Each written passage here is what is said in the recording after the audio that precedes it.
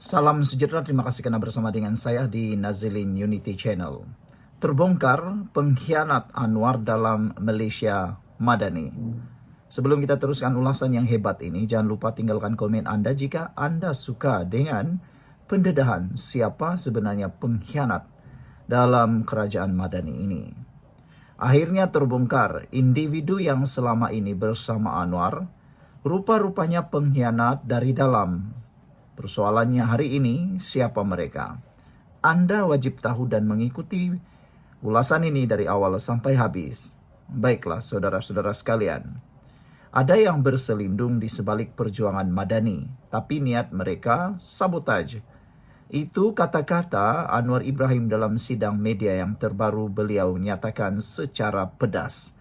Pedasnya luar biasa, bukan calang-calang, pedas macam kena lada. Siapa makan lada itu terasa pedas. Ada yang berselindung di sebalik perjuangan Madani, kata Anwar Ibrahim, tapi niat mereka untuk sabotaj. Ini bukan sindiran kosong. Ini isyarat keras bahwa ada pengkhianat dalam kabinet atau parti sendiri.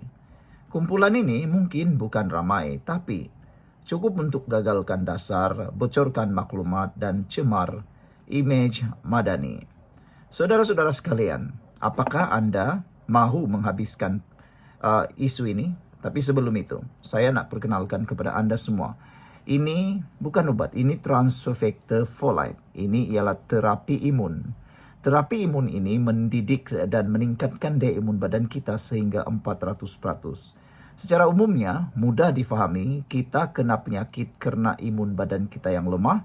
Kita kena penyakit kena imun badan kita yang menjadi bodoh hingga menyerang diri kita sendiri. Bagi membaiki diri kita yang sudah terlalu teruk kena penyakit, dah ada penyakit atau mengelak daripada penyakit, satu saja yang perlu kita lakukan, mudah difahami, tingkatkan daya imun badan kita dan didik daya imun kita, badan kita melawan penyakit.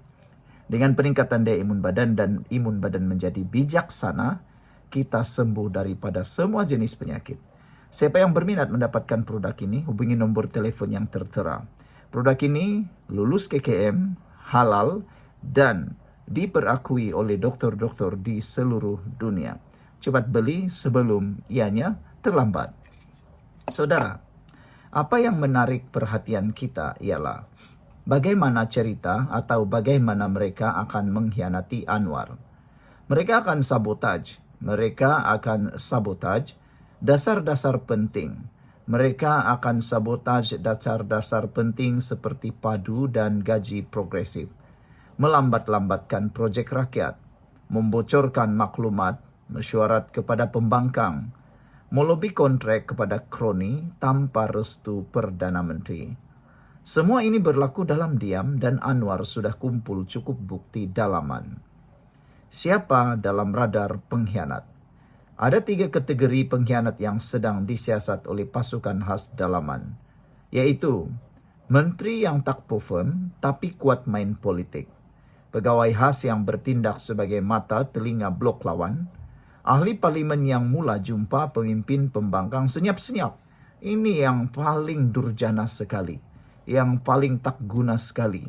Ialah ada ahli parlimen yang dalam senyap-senyap berjumpa dengan para pemimpin pembangkang. Yang ini yang boleh kata si tolol. Macam itulah. Mereka sanggup berjumpa dengan pembangkang secara diam-diam, tikam belakang. Ada nama yang dah mula disebut netizen, tapi Anwar belum umum secara rasmi kerana masa belum tiba. Kesannya kepada Malaysia Madani, rakyat mula hilang sabar bila harga barang tak turun.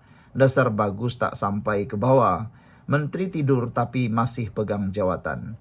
Semua ini sebenarnya bukan salah Anwar Ibrahim, tapi kerja pengkhianat dalaman yang sabotaj dari dalam atau dari belakang. Kalau dibiarkan, Madani akan jadi sejarah bukan masa depan. Langkah Anwar seterusnya menggugurkan ataupun membongkarkan. Info dalaman mengatakan Anwar sudah sedia dengan senarai rombakan kabinet.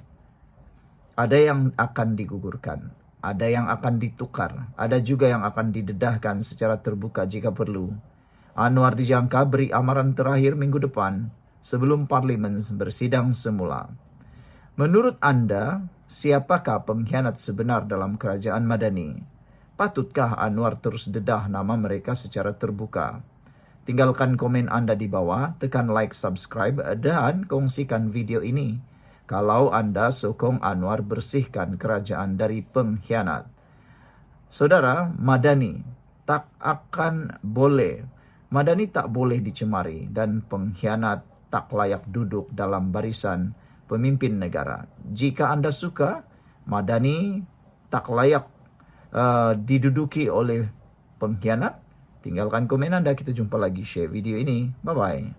Salam sejahtera, terima kasih karena bersama dengan saya di Nazilin Unity Channel. Rafizi, gandingan terbaik Anwar terajui parti hadapi PRU, kata Nick Nazmi. Sebenarnya siapapun antara Rafizi ataupun Nurul Izzah, kedua-duanya berkelayakan. Naib Presiden PKR, Nick Nazmi Nick Ahmad menganggap gandingan Datuk Seri Rafizi Ramli dan Datuk Seri Anwar Ibrahim sebagai terbaik untuk menerajui PKR seterusnya berhadapan pilihan raya umum PRU. Menteri Sumber Asli dan Kelestarian Alam itu berkata, kedudukan Rafizi sebagai timbalan Presiden PKR perlu dikekalkan demi mengukuhkan parti sedia ada. Saya kenal kedua-dua calon timbalan presiden dalam pemilihan PKR bagi sesi 2025-2028, yaitu Rafizi dan Nurul Izzah Anwar. Namun, kita semua tahu Rafizi mempunyai rekod terbaik sepanjang memimpin PKR selama ini. Gandingan sedia ada antara Rafizi dan Presiden PKR terbaik untuk terus mengekalkan parti ini yang diyakini rakyat. Katanya ketika berucap pada program Jelajah Hidupkan Idealisme Reformasi dalam ujian kuasa hiruk di sini hari ini. Nick Nazmi turut membangkitkan rekod Rafizi yang berjaya mendapatkan 30 kursi di parlimen untuk menyokong keutuhan gandingan bersama Anwar. Sebelum kita teruskan ulasan kali ini, jangan lupa siapa ada masalah kencing manis, gout, dan tinggi darah, sila tekan butang produk yang ada dalam video ini. Karena produk yang saya kongsikan ini adalah produk yang murah, tapi terbaik dan mujarab. Jadi sediakan payung sebelum hujan. Jangan lupa beli cepat karena stoknya terhad. Dan lebih penting daripada itu, ianya lulus KKM dan halal. Saudara, beliau turut mengakui Kelantan sendiri memerlukan misi khusus dan berharap setiap akar umbi memilih calon terbaik untuk memantapkan jentera PKR pada PRU akan datang. Saya yakin kalau ada kombinasi kepimpinan yang betul, kita dapat melakar strategi. Kalau ada lebih 50 kursi, Kelantan perlu sumbang kursi parlimen untuk Pakatan Harapan, katanya. Justru kita perlukan kepimpinan sesuai untuk merealisasikannya dan calon terbaik adalah Rafizi, kata beliau lagi. Saudara, ini satu lagi pendedahan yang memang luar biasa ditunggu-tunggu. PKR fokus berkuku jentera, sasar kursi parlimen lebih banyak, kata Nick Nazmi. Pertembungan Nurul Izzah, Rafizi suatu persaingan sehat, kata beliau lagi. Saudara-saudara sekalian, adalah sangat baik sebenarnya ada pertembungan di dalam pemilihan supaya yang terbaik boleh dipilih. Karena tanpa ada pertandingan, maka ini akan menyebabkan yang namanya pemimpin yang terpilih tidak berkelayakan. Jadi kita harus hormati hak Nurul Izzah untuk bertanding sebagai timbalan Presiden PKR. Rafizi pun sudah menyatakannya.